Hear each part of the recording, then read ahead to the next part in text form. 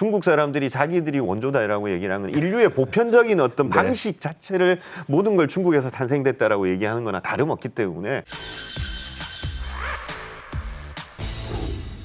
하이라이트는 역시 김치일 것 같아요.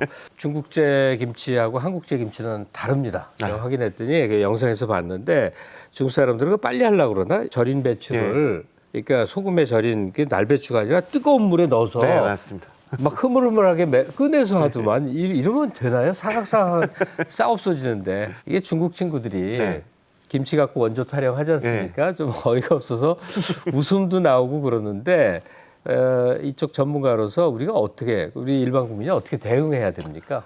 중국 사람들은 저는 이게 약간 병이라고 보는데 만물 중국 기원설 이건 약간 병이고 사실은 이런 겁니다. 뭐냐면 우리가 이제 고려 시대 때까지만 하더라도 김치를 저 혹은 지라고 한자를 썼거든요.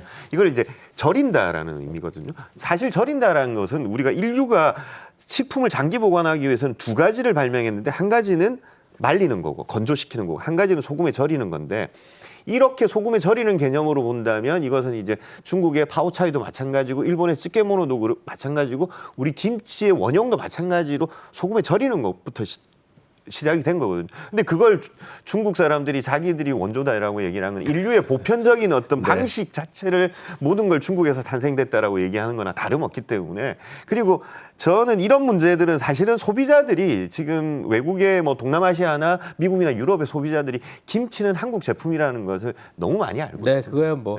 근데 하도 어이가 없으니까 이걸 싸워야 되는 건지 웃어줘야 되는 건지 헷갈릴 때가 많은데 우리가 사실은 김치 주권을 얘기할 때 이제 중요한 지점 중에 하나가 우리가 그 김치를 담근 배추김치 있지 않습니까? 이게 이제 1958년에 그 우장춘 박사께서 만든 건데 이 김치가 사실은 2012년 이전까지는 차이니즈 캐비지였습니다. 외국에서. 아, 그 배추 이름이 차이니즈 캐비지였어요. 우리가 김치를 담는 배추가 외국의 영어권에서는 차이니즈 캐비지로 판매됐는데 그랬군요. 이게 이제 국제식품규격에서 바뀐 게 2012년에 그 김치 캐비지로 바뀐 거예요. 그러니까 이런 노력들은 이런 외교적인 국가적인 노력들은 끊임없이 해나가야 되고 그리고 중국의 저런 대응에 대해서 굳이 우리가 감정적으로 대응할 필요는 없다고 생각을 합니다. 예. 김치의 전망은 어떻게 보세요? 김치의 전망은 사실은 뭐 저는 굉장히 긍정적으로 생각을 하고 있고 뭐 비비고 만두 얘기했듯이 만두에 지금 딜을 잇는 게 비비고 브랜드에서 이렇게 김치의 판매 성장세가 굉장히 가파르게 성장하고 있거든요. 지금 오히려 제가 눈여겨보는 것 중에 하나는 우리 그 한국인 이민자 2세, 3세들 있지 않습니까? 네. 이 이민자 2세, 3세들이 김치 비즈니스에 굉장히 많이 뛰어들고 있습니다. 네. 그리고 이제 이들이 이제 이렇게 우리 병조림처럼 병에 든 김치를 이제 그 미국이나 유럽의 그 유기농 매장에 이제 직접 내는데 그 김치들을 제가 사서 먹어보니까 이거 이 정도면 그냥 먹어도 되겠다.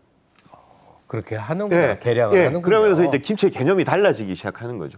그래서 이제 그런 지점들은 좀 우리가 희망적으로 전망을 해도 되지 않을까 싶습니다.